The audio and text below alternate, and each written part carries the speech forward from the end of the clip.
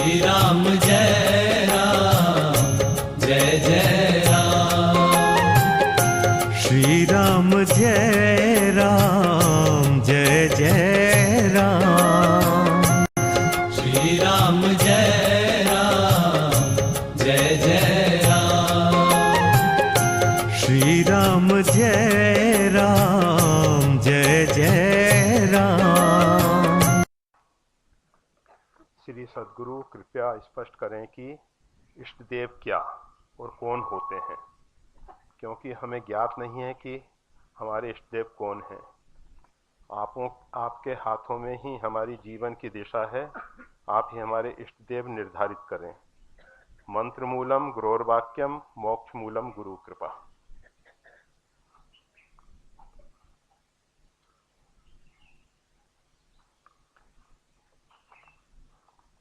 इष्ट देव अर्थात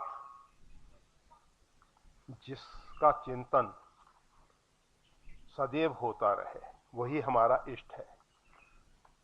हम जागृत में हो, स्वप्न अवस्था में हो, किसी भी अवस्था में हो, हमारा मन जिसका निरंतर चिंतन करे वो इष्ट होते हैं। इस विषय में जब कौन होते हैं हमें ज्ञात नहीं, परंतु हम सबको रामचरितमानस का एक बहुत बड़ा सहारा है। वैसे तो गोस्वामी तुलसीदास जी कहते हैं, सद्गुरु ज्ञान विराग जोग के। रामचरितमानस स्वयं अपने आप में सद्गुरु हैं और ज्ञान वैराग प्रदान करने वाले हैं। उसके साथ साथ रामचरितमानस में त्रिभुवन गुरु की बात आती है। तुम त्रिभुवन गुरु वेद बखाना, आन जीव पावर का जाना। भगवान शिव जो हैं वो त्रिभुवन गुरु हैं, सार्वभौम सृष्टि के गुरु भगवान शिव हैं। जितनी भी साधनाएं हैं वो भगवान शंकर से ही प्रकट हुई हैं। और वो भगवान शंकर जी बताते हैं, सोई मम इष्ट देव रघुवीरा, सेवत जाय सदा मुनि धीरा। भगवान शंकर के इष्ट देव कौन है? भगवान शंकर जिनके विषय में कह रहे हैं, सोई मम इष्ट देव रघुवीरा, जो रघुनाथ जी हैं वही उनके इष्ट देव हैं। इस बात को जरा गहराई से समझना चाहिए। रघुवीरा अर्थात सगुण साकार परमात्मा। परमात्मा अनेक रूप में, अनेक रूप रूपाए विष्णवे प्रभु विष्णवे, अनेक रूप हैं उसके, अनेक रूप हैं। परंतु हम सबको कौन सा परमात्मा चाहिए? गोस्वामी तुलसीदास जी परमात्मा के एक स्वरूप की बात करते हैं जो निर्गुण निराकार परमात्मा है। असप्रभु हृदय अछत अभिकारी, सकल जीव जग दीन दुखारी। वो जो निर्गुण निराकार परमात्मा है वो सबके हृदय में बैठा हुआ है। हमारे कबीर साहब भी इसी बात को कहते हैं, सब घट मेरा साईया, सूना घट नहीं कोई। ऐसा कोई भी व्यक्ति नहीं है जिसके हृदय में परमात्मा का निवास ना हो। फिर भी देखा जाता है, सकल जीव जग दीन दुखाई। दुखों का अंत नहीं आ रहा है। सभी जीव जो हैं दीन बने हुए हैं, दुखी हो रहे हैं। क्यों? क्योंकि वो परमात्मा सगुण साकार रूप में नहीं आया।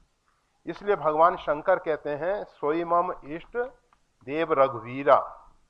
हमारे जो इष्ट देव हैं परमात्मा श्री राम है। परंतु कौन से परमात्मा? आदि अंत को जास न पावा, मति अनुमान निगम अस गावा। बिन पद चलई सुनई बिन काना, कर बिन करई करम विधि नाना। आनंद रहित सकल रस भोगी, बिन वाणी बक्ता बड़ जोगी। ऐसा जो अलौकिक करने वाले परमात्मा है, सर्वतः पानीपादः सर्वथा अक्षिशिरो मुखम। वो परमात्मा जो है सर्वांग से परिपूर्ण सब जगह हैं, वो परमात्मा जब सगुण साकार रूप में आते हैं तो समाज की समस्याओं का हल होता है। और साधक के हृदय में जब वो परमात्मा सगुण साकार रूप में प्रकट होते हैं, अभी हमारे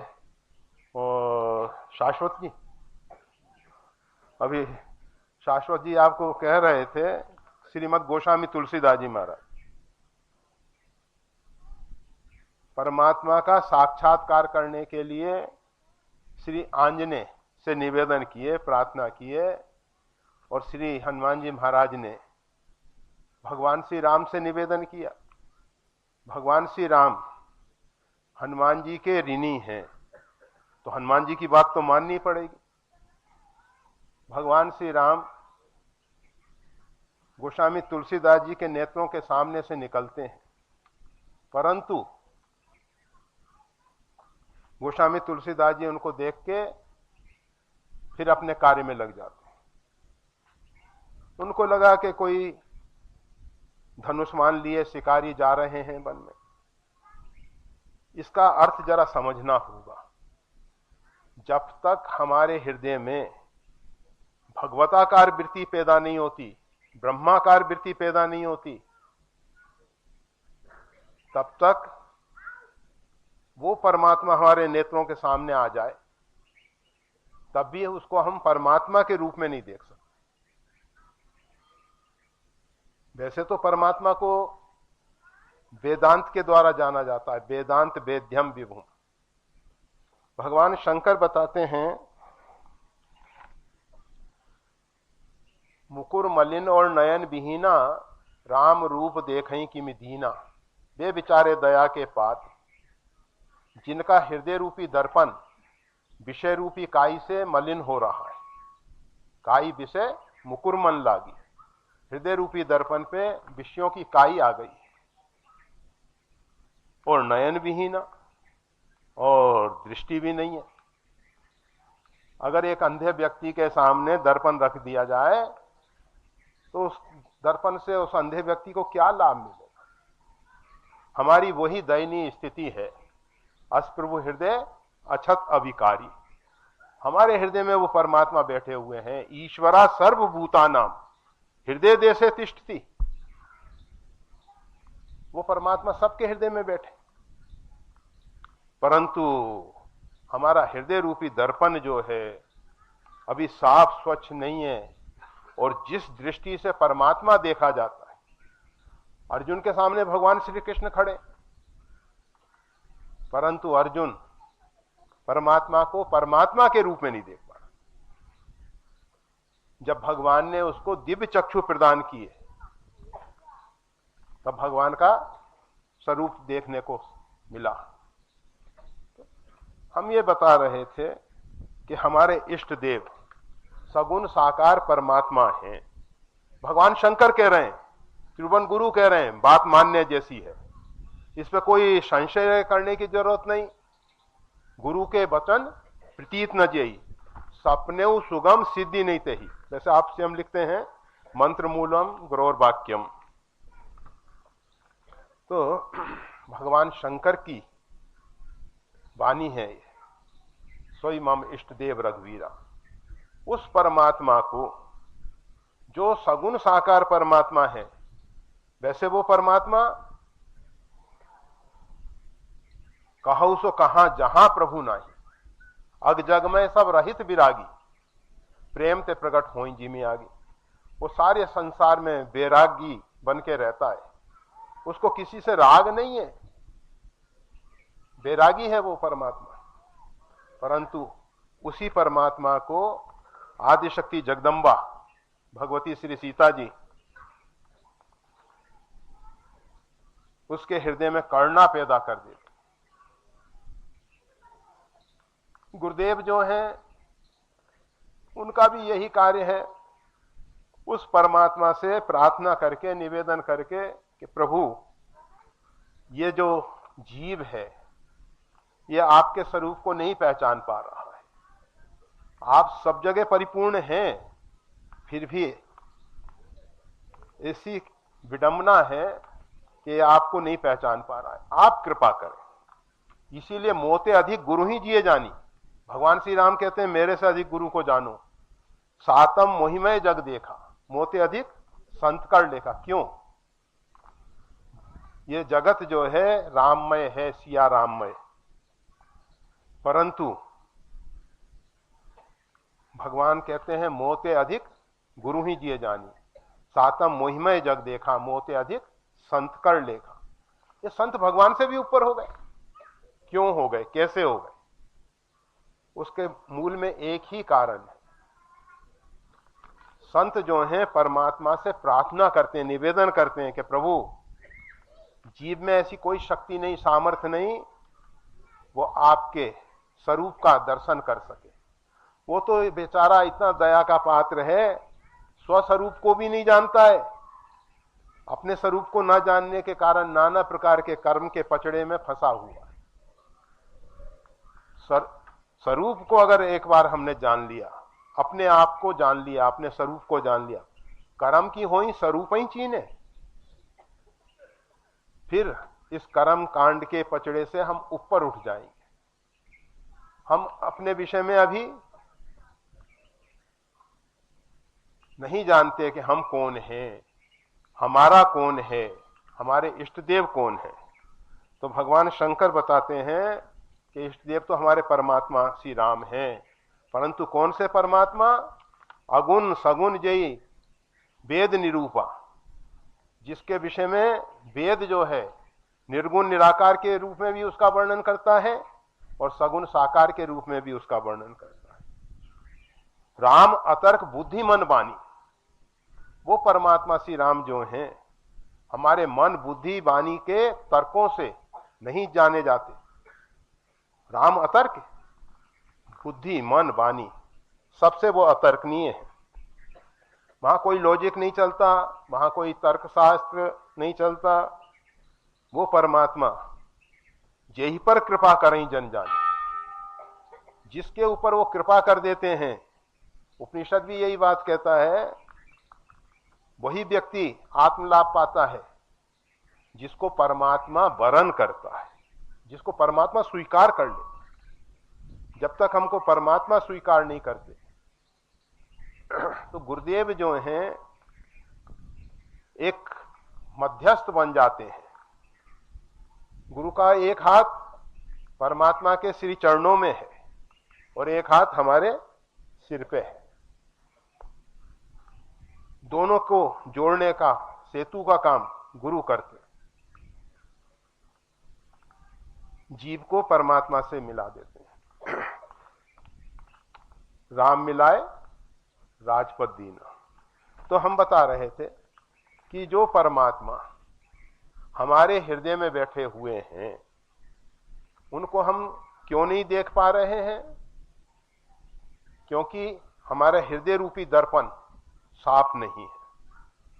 और जिसको अपने हृदय में परमात्मा नहीं दिखाई देते, जब तक हमारे हृदय में भगवताकार वृत्ति पैदा नहीं होगी, ब्रह्माकार वृत्ति पैदा नहीं होगी, तब तक परमात्मा सामने खड़े होंगे, तब भी हम उनको नहीं पहचान पाएंगे। तो पहले हृदय रूपी दर्पण को साफ करना है। और वैसे तो गोस्वामी तुलसीदास जी बहुत सरल उपाय बता दिए हैं। श्री गुरु चरण सरोज रज, निज मन मुकुर सुधार, निज मन मुकुर सुधार। अपने मन रूपी दर्पण को साफ स्वच्छ करने के लिए श्री सदगुरुदेव के चरण कमल की रज। परंतु बड़ी समस्या यह है कि रज कौन सी? हमारा कमरा जब झाड़ते हैं बहुत रज निकलती है उसमें। तो भाई अगर उस रज से हृदय रूपी दर्पण साफ हो जाता तो बहुत सस्ती हो जाती वो रज और सरलता से प्राप्त हो जाती। इसके विषय में श्रीमद् भागवत में आता है। श्रीमद् भागवत महापुराण, भगवान वेद व्यास जी कहते हैं, एक उपाख्यान भगवान श्री कृष्ण ने कालिया नाग का उद्धार किया। किस प्रकार से किया? भगवान ने देखा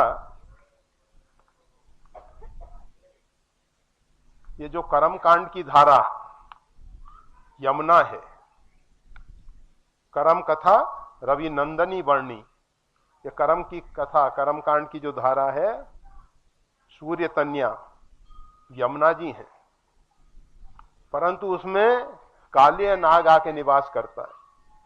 उसका क्या परिणाम होता है?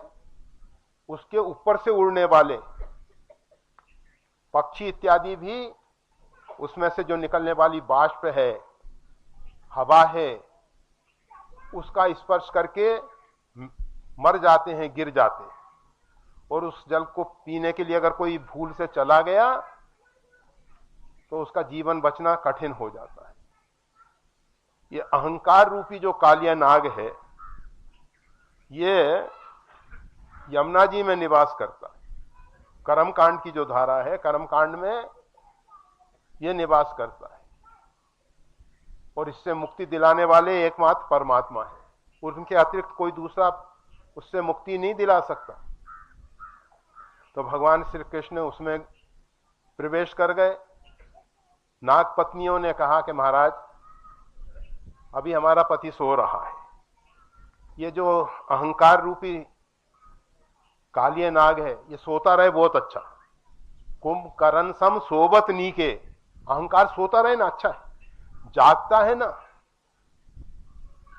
तो ऐसा होता है कि पूरा त्रिभुवन को निकल जाएगा, पूरा त्रिभुवन भी उसके लिए कम पड़ जाएगा। तो ये अहंकार रूपी नाग सो रहा है। नाग पत्नी कहती हैं कि अभी आप यहां से जल्दी निकल जाइए, और अगर ये जाग गया तो फिर आपका जीवन खतरे में पड़ जाएगा। भगवान श्री कृष्ण उसको पद प्रहार करके जगाते हैं और जो जो फन ऊपर उठाता है उसके ऊपर नृत्य करते हैं, नाचते हैं भगवान। अहंकार की जो चित्त की वृत्तियां हैं, वो जो भी सिर उठाए उस पर भगवान के पद चिन्ह अंकित हो जाए, तब ये चित्त वृत्तियों का निरोध होता है। महर्षि पातंजलि जो योग दर्शन में चित्त की वृत्ति के निरोध की बात करते हैं, भक्ति मार्ग में उस चित्त की वृत्ति का निरोध के लिए भगवान के चरण चिन्ह प्रत्येक वृत्ति के साथ जुड़ जाएं। हमारे चित्त की जितनी वृत्तियां हैं, फिर वो वृत्ति जो है ब्रह्माकार वृत्ति हो जाएगी, वो भगवताकार वृत्ति हो जाएगी, और फिर उससे परमात्मा का साक्षात्कार होगा। फिर परमात्मा का साक्षात्कार होगा। तो परमात्मा श्री कृष्ण, रामम कृष्णम भेदम न भेदम, राम कृष्ण में कोई भेद नहीं है। गोस्वामी तुलसीदास जी कृष्ण गीतावली लिखते हैं, सूरदास जी सूर रामायण लिखते हैं। ये दोनों मतलब जैसे मीरा पायो जी मैंने राम रतन धन पायो, मतलब ये जितने भी ऊंची कक्षा के संत महापुरुष हैं, इनकी दृष्टि में राम कृष्ण में कोई भेद नहीं है। यह तो नीचे की कक्षा वाले लोग, कोई कहेगा कि 12 कला से राम जी हैं, 16 कले से श्री कृष्ण हैं, ऐसी ऐसी बातें करते हैं। वे बेचारे दया के पात्र। जो भी बातुल भूत विवश मतवारे, ते नहीं बोले वचन विचारे, तिनकर वचन करिए नहीं काना। उनको सुनने की जरूरत।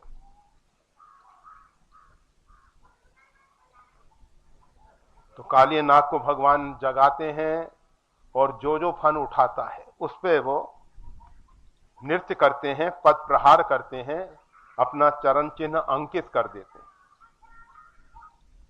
वो इतना अधिक लहूलुहान हो जाता है, अंत तो गत्वा शिथिल होके पड़ जाता है। फिर नाग पत्नी है, भगवान श्री कृष्ण से प्रार्थना करती है कि महाराज आपने बहुत करुणा की, बड़ी कृपा की, जो हमारे पतिदेव को आपकी चरण धूलि मिल गई। ये चरण धूलि कहां से आई? भगवान श्री कृष्ण जल में इतने लंबे समय से खेल खेल रहे हैं, उनके पैर में कोई चरण धूलि चिपकी रहेगी क्या? ये चरण धूलि क्या है? अहंकार को गलित करने वाली जड़ी इसी का नाम है चरण धूली। श्री गुरु चरण सरोज रज, श्री सदगुरुदेव के चरण कमल की रज। कौन सी रज? जो हमारे अहंकार को गलित करने वाली, उस रज की बात की जाती है। और वो रज से हमारा हृदय जो है सुधरेगा, उससे हमारा हृदय रूपी दर्पण जो है साफ स्वच्छ होगा। जब तक ये अहंकार हमारे अंदर जीवित है, अहंकार होगा तो उसके बाद ममता, अहमता और ममता। अहंकार, अहम इति जो भाव है उसी का नाम अहंकार है। मैं पापी हूं, यह भी अहंकार है। मैं पुण्यात्मा हूं, यह भी अहंकार है। हाँ, मैं पुण्यात्मा हूं, यह अभिमान भी है। अहंकार मतलब अहम इति का भाव, मैं हूं, इस प्रकार का भाव। तो ये मैं और मेरा, अहमता और ममता, मैं और मोर तोरते माया, यही बस कीने जीव निकाया। तो ये जीव को बंधन में डालने वाली माया है।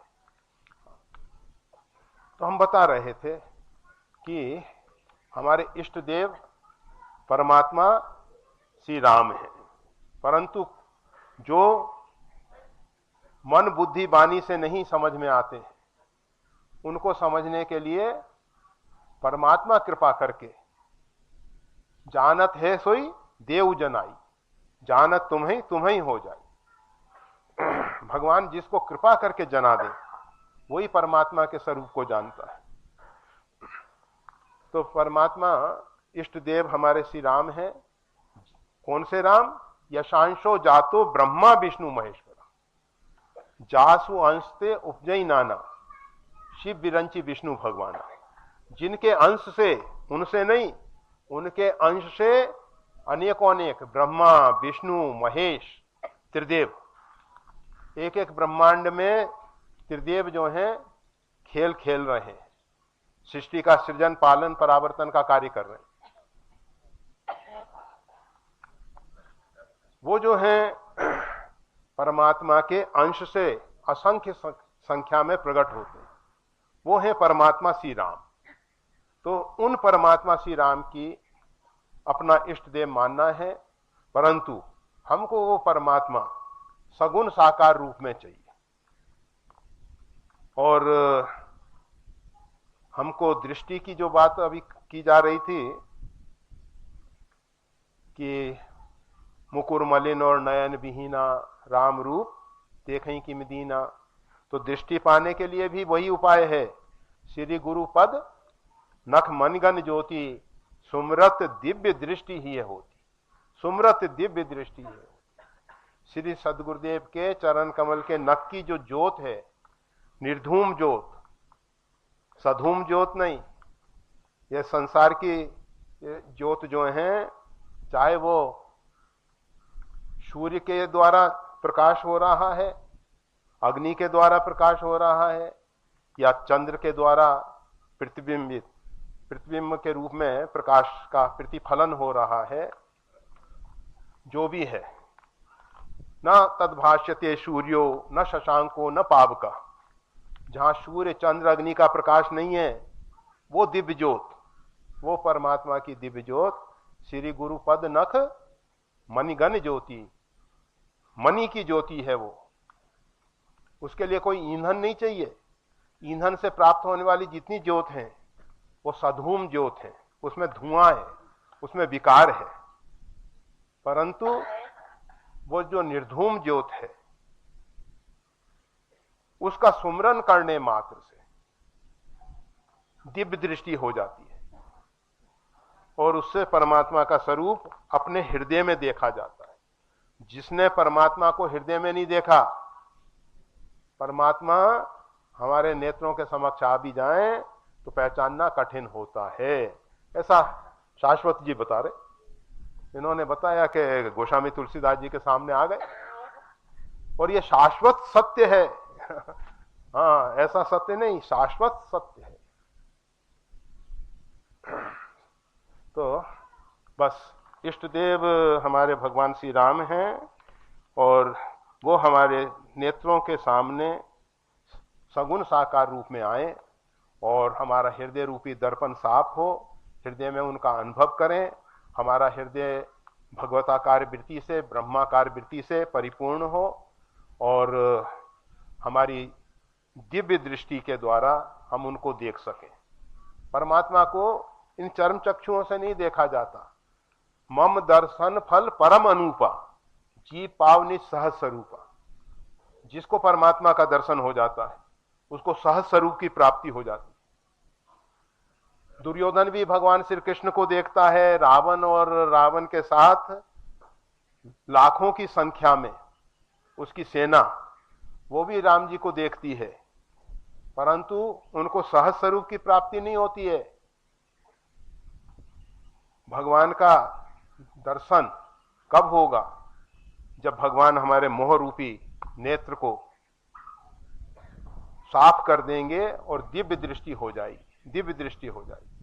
तो दिव्य दृष्टि के द्वारा उस परमात्मा को देखना है, पाना है, समझना है। वो परमात्मा हम पे कृपा करें। तो लगभग हमारे इष्ट देव परमात्मा श्री राम हैं, सगुण साकार परमात्मा। राम बाम दिशि जानकी लखन दाहिनी ओर, अथवा सोई मम वो बालक रूप राम कर ध्याना, कहा मोई मुनि कृपा निधाना। जो भी परमात्मा के सब स्वरूप अच्छे हैं। अब इसके बाद लिखते हैं, श्री गुरु मूर्ति सेवक नयन चकोर, अष्टपहर निरखत रहूं श्री गुरु चरणन की ओर। गुरु जी प्रणाम। ये ऊपर तो केवल लिखने के लिए लिख दिया गया है, जो बात है वो तो अपने लिए पूछती हैं। मैं बेटे के बारे में पूछना चाहती हूँ। गुरु जी, आयुष का सीए का लास्ट ग्रुप 2 साल से पास नहीं हो रहा है, आशीर्वाद दीजिए। आयुष का जन्म 6 दिसंबर 1990 का है, समय रात्रि 8:40, गुना मध्य प्रदेश का है वो। अब भाई किसी ज्योतिषी के पास जाओ, देखो कि अभी कौन सी दशा चल रही है। बहुत बुद्धिमान वो के आया है अब तो।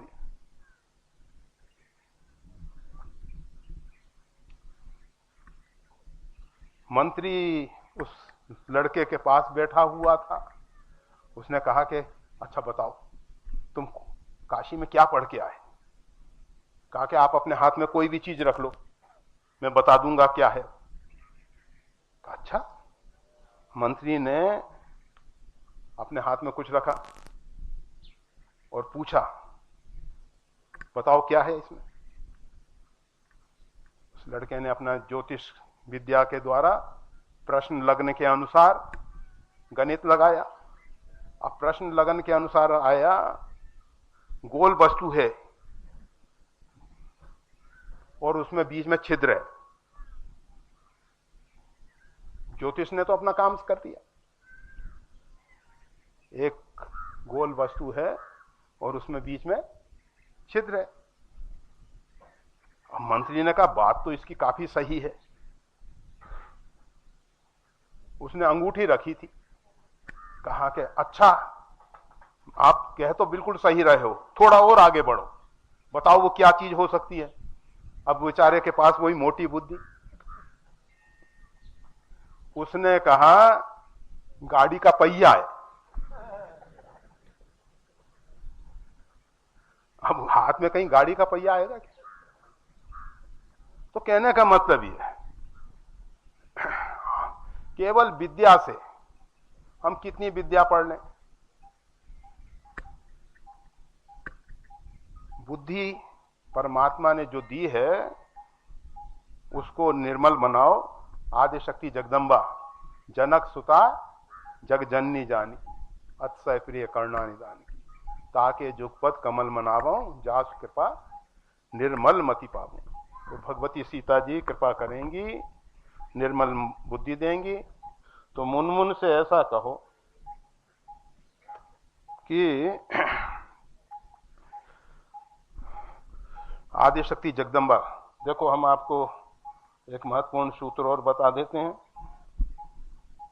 भारत में इस समय एक बहुत मूर्धन्य विद्वान श्री रामभद्राचार्य जी महाराज, जो कि बाह्य चक्षुओं से विकलांग हैं,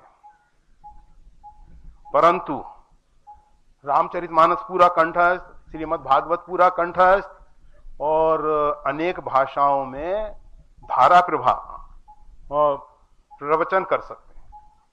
संस्कृत, इंग्लिश, गुजराती, हिंदी, बहुत सी भाषाओं में उन्होंने अपने जीवन का एक बहुत महत्वपूर्ण अनुभव बताया।